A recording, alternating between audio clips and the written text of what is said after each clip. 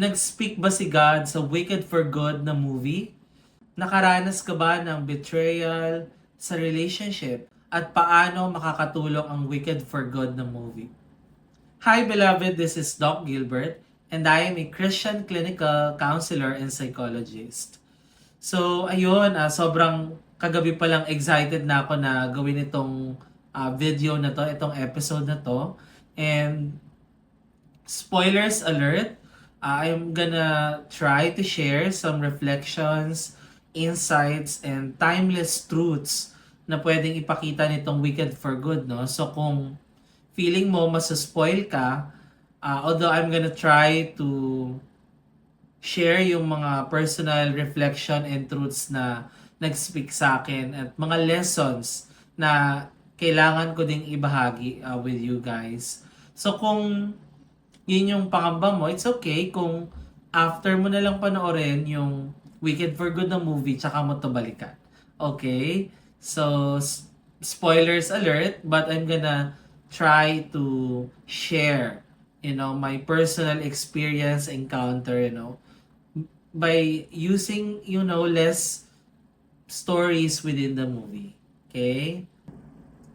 So, sobrang powerful lang nung pinakamalalim na lesson for me, no, dun sa Wicked for Good na movie. And I was teary-eyed, I almost cried dahil God really spoke to me dun sa isang situation na yun.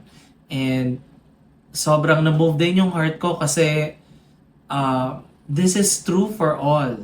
And ano ba yung scene na yun? Hindi ko masyadong babanggitin, but there was a scene nung dalawang bida, si Elphaba at si Glenda, where sinabi ni Elphaba doon na, I became the wicked in order for you to be good. So basically, Elphaba sacrificed herself, in order to save Glenda, in order for her to be the good witch, dito sa kanyang mga tao, yung community, yung mga taong kanyang pinamumunuan. So, and it really hit my heart and ministered to me deeply kasi first, nag-speak talaga doon kung paano pinakita din ni Lord na yun talaga yung heart niya for us.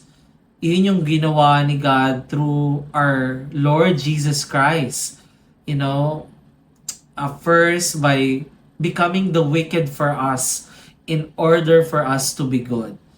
And that's very true kasi hindi lang dinala ni Lord Jesus yung kasalanan natin, but siya yung naging ultimate na kasalanan for all of us. Even though He was perfect, He was the good person, He came here on earth in order to bring salvation and redemption for all of us. And ginawa niya yun kasi kailangan, kailangan ng may magliligtas sa atin. We need salvation. We need to be rescued from our sins, our, wickedness, our sinfulness. Yung mga kasalanan na nagawa natin, minana natin sa mga ninuno natin, at patuloy nating ipapasa from our generation to the next generation. And the cycle of sin would not stop. And Jesus needed to go here on earth, live a human life to be the ultimate sin for all of us. In order for the sacrifice to be accepted by God, our Heavenly Father, it must be coming from a perfect, unstained lamb or sacrifice. At that's the very reason why Jesus came here on earth. So yung ginawa doon ni Elphaba, being the wicked, in order for Glinda to be good, it was actually overarching the very message of the gospel where Jesus became sin for us. And ayan, sinabi yan sa Bible verse, I'm gonna put it here, 2 Corinthians 5:21, God made him who had no sin to be sin for us, so that in him, in Christ, we might become the righteousness of God. So, grabe, naiyak talaga ako dun kasi, I mean, personally, with my own life, with my own journey, I'm not perfect. And even up until today, I'm still the process of sanctification, growing in my own healing and wholeness, and also looking back from my past, from my messy, dark past. Uh, I am hopeless. I am helpless. And I was sharing nga din with them, with my wife and our adopted child na I knew I would not be here today without Jesus rescuing me, without Jesus coming into my life. And, ito yung verse na nagpapakita din talaga na hindi lang dinala ni Jesus yung kasalanan, but siya yung naging personification ng kasalanan. So imagine when we look at the Bible, people were mocking him, religious people were calling him as blasphemous, someone na sumisira sa pangalan ng Panginoon. And imagine, the very people who supposed to worship him, who supposed to give their lives, and the very people na kung bakit pumunta dito si Jesus, to save them from sins, to restore them in their relationship with God, are the very people who mocked him, who called him as the ultimate wicked.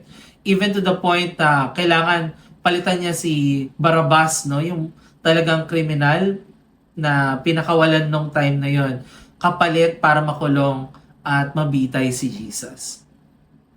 And it's also true because, Jesus becoming wicked sa atin. Actually, kagaya ng kay Elpha ba, nakita nung tao na si Glinda ay good. Kasi someone needs to be wicked. Kailangan may maging scapegoat itong mga taong ito, no? And sadly, malalim na truth din yun, no? Na we cannot please everyone. And people would believe what they want to believe, whether it may be good or bad, whether it may be true or not. Because it's ingrained in their belief. It's in their core belief and yung mga sanga-sangang paniniwala. And that's how they see the world, their perception of the world. So, anyway, going back, so people need to see na may wicked at yun ay si Elphaba. And si Glinda, dahil doon, ay naging good. And actually, it is also overarching dun sa truth na ginawa sa atin for us, si Jesus. He became the wicked, the sin, in order for us to be the righteousness of God. Kaya naging totoo yung Galatians 2:20. Sinabi doon, I have been crucified with Christ. It is no longer I who live, but Christ who lives in me. And the life I now live in the flesh, I live by faith in the Son of God, who loved me and gave himself for me. So, it is I who no longer lives in me. Because as I accept Jesus into my life, it is the work of Christ, the finished work of Christ at the cross, ang makikita ni God sa akin. Kaya nga, sinabi dun sa 2 Corinthians, we might become the righteousness of God. And, when our Heavenly Father looks at me and those who believe in Him, in Christ, those who accepted Him wholeheartedly, ang nakikita ni God ay si Jesus. The same way kung paano inallow din ni Elphaba, okay, make me the wicked so that when people look at you, you're the good. The same is true with what Jesus did. He became the wicked so that when our Heavenly Father looks at us, it is not our sin, our messy parts, our sinfulness, our us not being perfect yung makikita niya, but the finished work of Christ. Okay? So second, yung ginawa ni Elphaba, the sacrifice that she did, it's also overarching with the sacrifice that Jesus did in order to save us all. Yan, sinabi rin yan sa Bible. No? When we look at the Bible, Mark 10:45, for even the Son of Man came not to be saved, or not to be served, sorry, but to serve and to give His life as a ransom for many. So even though hindi alam ng mga tao na hindi naman talaga wicked sa Elphaba, at yung ginawa niyang sacrifice at the end benefited them all, at even though hindi yun na-appreciate at nakita ng mga taong ito, the same is true with Jesus.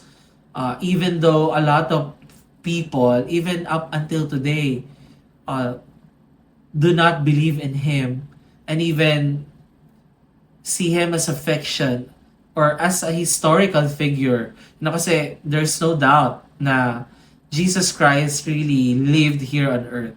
And there's a lot of scientific evidences regarding that. Just like how Jose Rizal is real, how our national heroes are real.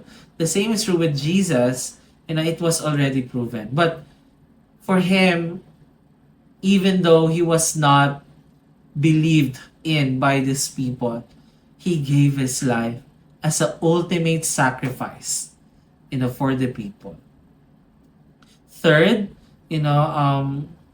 yung sacrifice sa ginawa ni Elphaba led Glinda to, have a change in her behavior. Of course, again, I don't want to idealize na yung pagbabago is an instant, especially with long-enduring patterns, whether it may be a toxic behavior or a trigger or a weakness, it's still a long process. But itong specific na change na nangyari kay Glinda, it's also overarching, in our Christian journey.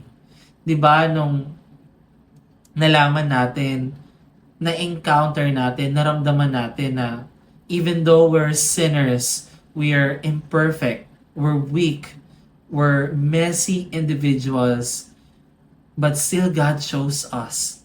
When He chose the cross, when He gave His life for us, for you and me,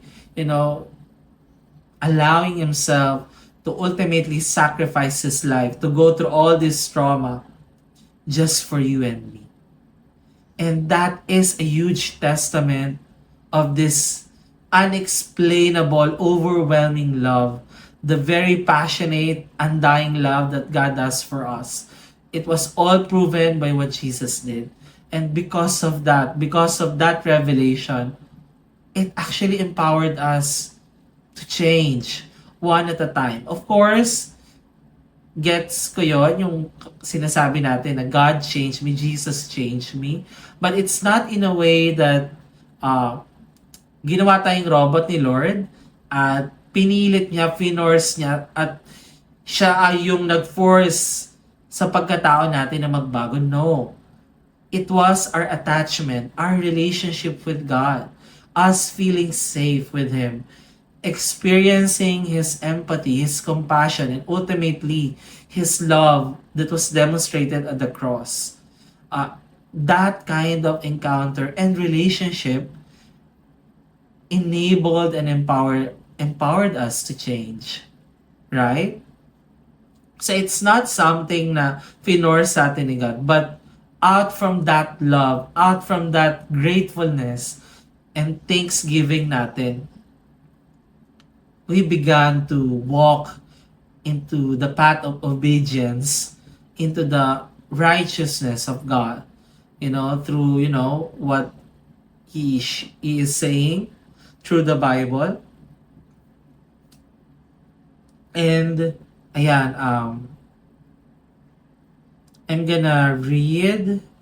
Ayun, meron din part din kasi doon sa song, which is very familiar naman ang lahat. Yung I have been changed for good Which is, sa akin personally, that's very true. Of course, it's not 100% no, na perfect na. That will never happen here on earth. Okay? It's a long and lifetime process.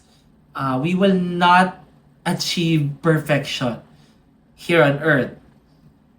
And we know that the process of sanctification and wholeness, it's still a lifelong process. But looking back on how I was as a person nung di ko pa kilala si Lord, and looking myself now, I can say I have been changed.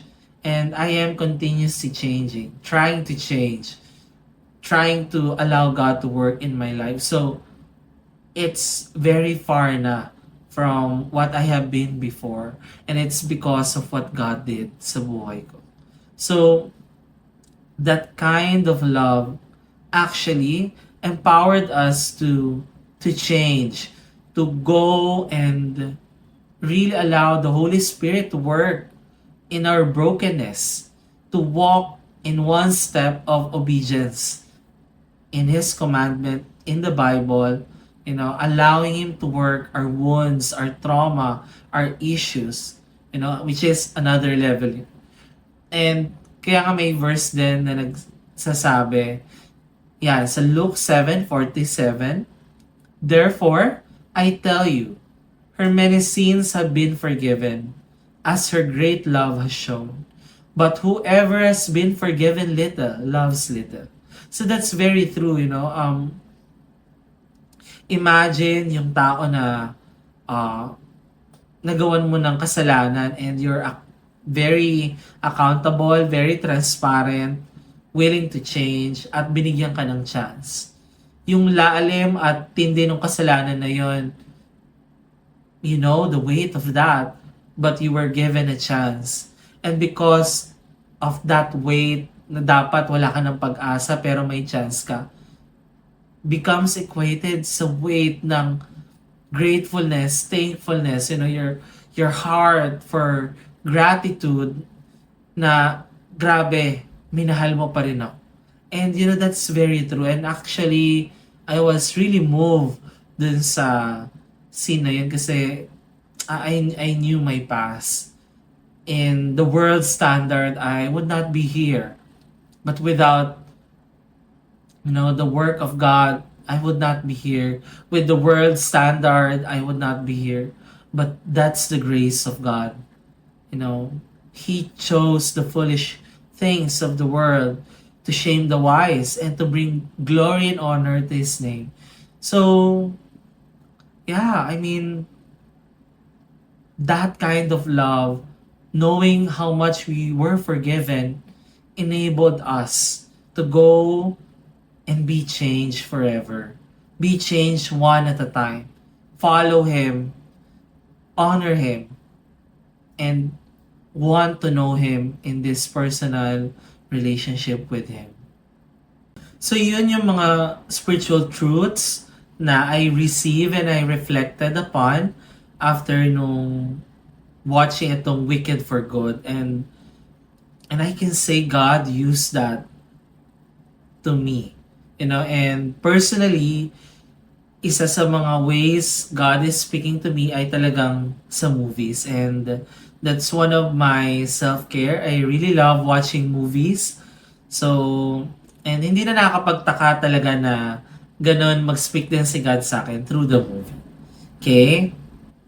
And, of course, dahil ito yung review ko as a Christian clinical psychologist, ito din yung napansin ko na kailangan din natin actually tignan at alamin ano nga ba yung healthier perspective, healthier point of view. Okay? So there was a scene doon, hindi naman na to bago, no? From Wicked 1, alam natin na in a way, subtly, indirectly trinay ni Glinda. Binetray ni Glinda si Elphaba, right? Like, because of her people-pleasing personality, wanting approval, wanting possession, wanting a breakthrough, in terms of magic and leadership. Um, she sided with, the wizard, Madam Moriball. Nasa Wicked Part 1 yan, ha. And knowing the wickedness, sila talaga yung totoong wicked. Yung unfair treatment sa mga animals, yung even yung paninirang ginawa kay Elphaba, right? Na she's the wicked witch of the West. So part 2 ng part 1, wala pa akong ini-spoil.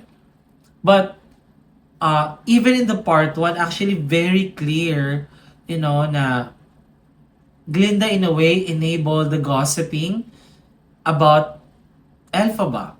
Of course, I understand the psychology behind the people-pleasing personality and her fear of being rejected, being thrown out, being judged, and being mocked by the people. But in a way, she enabled gossiping kay Elphaba. She chose pleasing the authority, pleasing the people, rather than stand up for her, good and dear friend, si Elphaba. So, very clear yan sa Wicked. Ending ng part 1. Okay? Actually, she also enabled yung manipulation ng Wizard of Oz and even ni Madam Moriball. So, there was scenes doon na makikita ninyo, hindi ko na i-detalye. And I knew, based sa mga verbal and non-verbal and verbal ways si Glinda, alam niyang may gusto si Prince Fiyero kay Elphaba, but still, she tried to pursue relationship with Fiyero. And ultimately, ito, spoilers alert, wag niyo na nga lang panoorin kapag masaspoil kayo, but ginamit niya din yung sister ni Elphaba to get even kay Elphaba. To revenge in a way, and even like to be useful with the authorities na piniplease niya, which is si Moriball tsaka si Oz.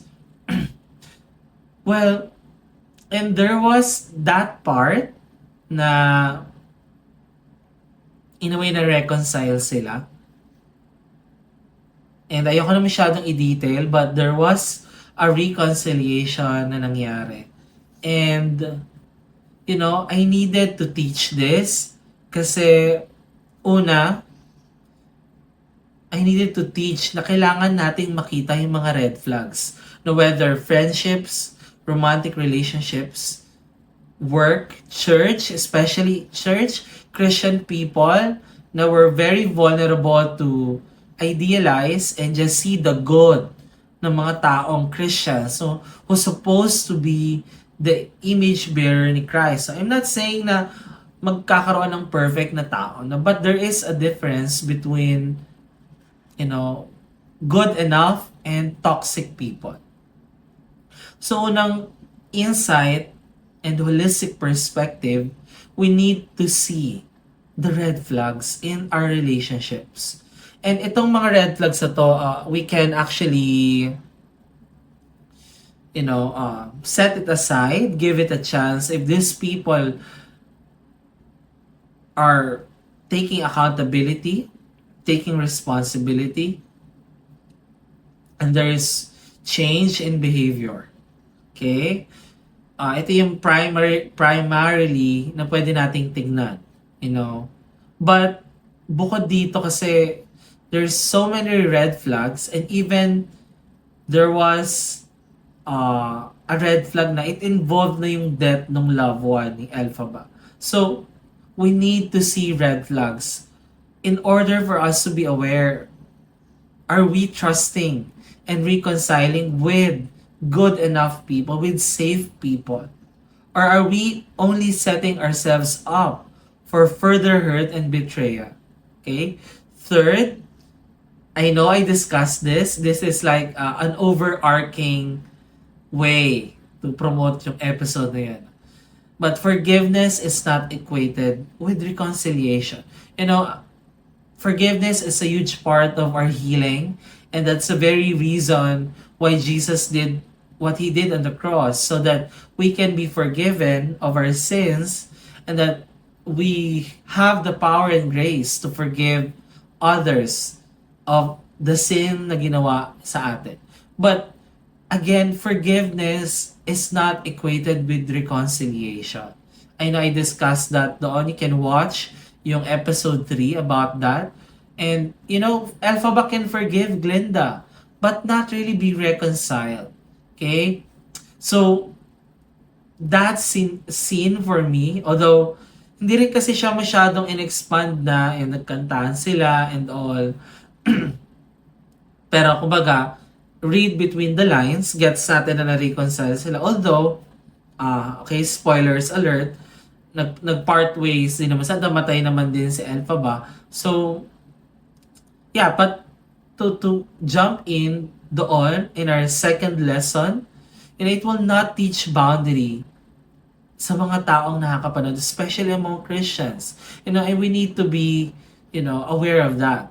It will not also teach intuition na ano ba tong behavior na to? Is it just about misunderstanding or normal conflict ng intimate relationships? Or is it about toxic behaviors that involve threat on your safety, on your security, on your identity? Okay? It will enable abuse and lack of and no accountability. Na okay, we just reconcile and all the losses and damages sa ginawa nitong person na to are already there. And of course, you need to grieve that and it will not be restored anymore. It's there. It will also idealize a fairy tale ending or point of view sa relationship at hindi maaalaw yung mga tao, especially among Christians, na i-grieve yung mga losses nila. Kasi in reality, not every relationship can be reconciled. And I know you can actually attest to me na yung mga somehow parang na-reconcile, hindi na din the same way.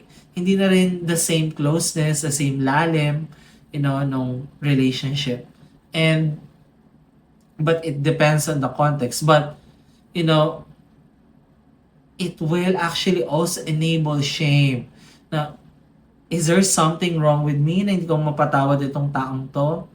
Or hindi kami makapag-reconcile? Why ako naiilang sa kanya? Why there's some bitterness and resentment? Why when I remember this specific memory ng ginawa niya, nagagalit ako? Now, it enables toxic shame that says there's something wrong with you. You're not Christian enough. And we need to look at these pointers, and see that forgiveness is not equated with reconciliation, with restoration. And it's not dependent on that, okay? You can forgive and not be reconciled to those who cause trauma and abuse to you, okay? And third, yung ending, to spoilers alert, so, please bear with me, but, di ba, I know, na-share ko naman earlier na there was a sacrifice by Elphaba, and the people actually see Glinda as good. He is the good witch. And there was this part, I know, available ito nung part 1. At tinanong siya, are you friends with Elphaba? Or, the wicked witch? And she said yes, and then she just said, he would try to do good, and the people cheered him, okay? And, nasusunog doon yung statwa ni Elphaba or yung picture niya. And people were also listening to her. So, I don't like the ending. It makes sense based sa psychology, personality ni Glinda as a people pleaser personality na ganun yung gawin niya. So it makes sense. That's a right way to end the movie based sa kanyang psychology. But I find it, what do you call that? Intriguing and very wrong and very toxic, and it could send a subliminal message na una, you know, it's not okay to speak up the truth, where Glinda could have been standing up for Elphaba. She could have used her authority that time to speak the truth that Elphaba was not wicked at all. And it was all the manipulation of the Wizard of Oz and Madame Morrible, and use that possession to actually stand up for Elle. But she did not do that. She, because of this people-pleasing personality, of wanting to maintain that image of good. Kasi I suspect, and that's really true, na once Glinda stood up for Elphaba, then people would side against Glinda, They would see Glinda as someone that is conniving with Elphaba, as an accomplice, a partners in crime, kumbaga, and this is very dangerous.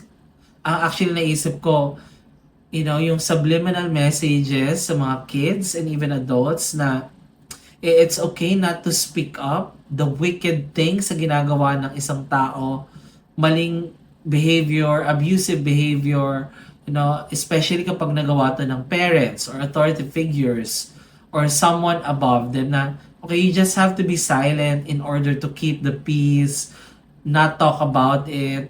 And kaya nga tinuro ko din doon sa adoptive child ko na very important ito in critical thinking. Na importante, una, yung kailangan mag-set ng boundary with the toxic people, given all the red flags that I've discussed. Yes, there's a time to be silent, but there is a time to speak up, to stand up, to stand up for what is right. And we can look at our Lord Jesus Christ, actually. He stood up for the prostitute woman. Diba? Nung babatuhin siya, bumato ang hindi nagkasala.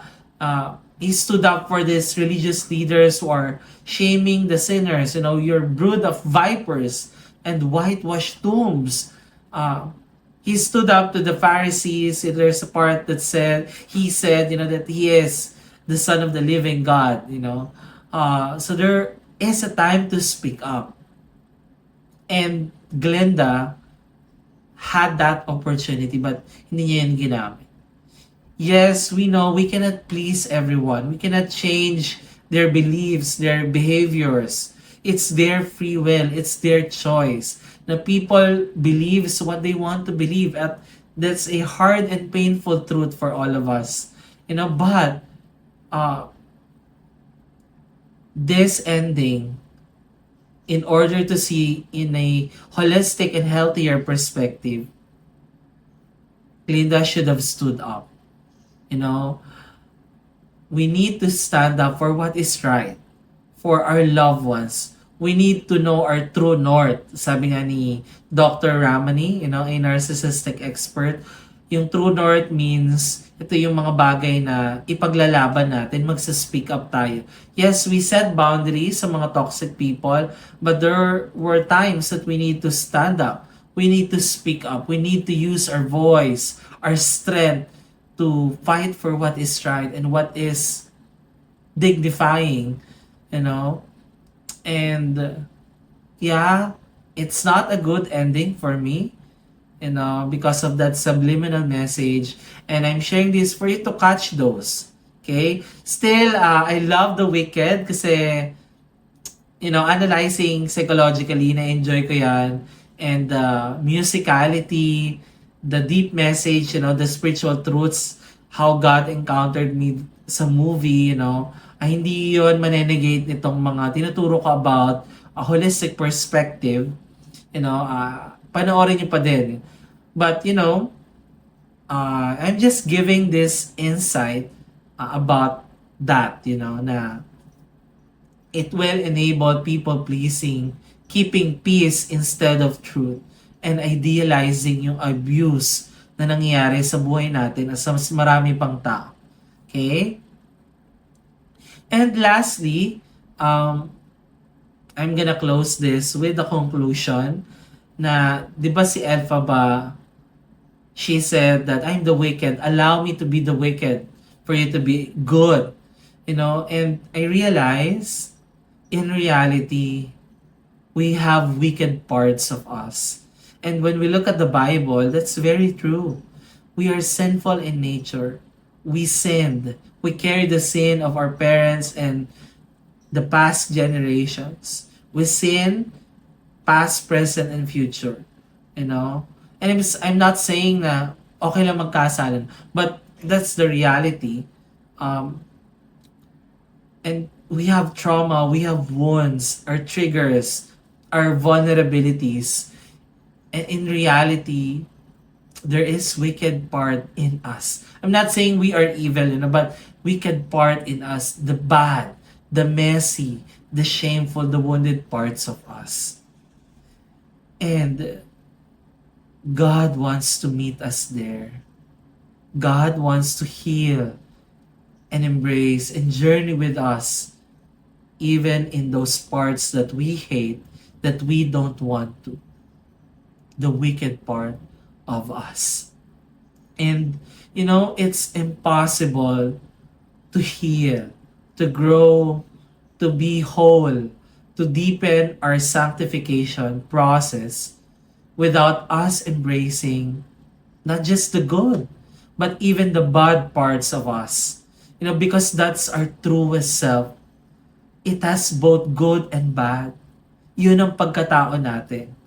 And that personhood, that being, God loves the most. He loves all of us. And that's the reality.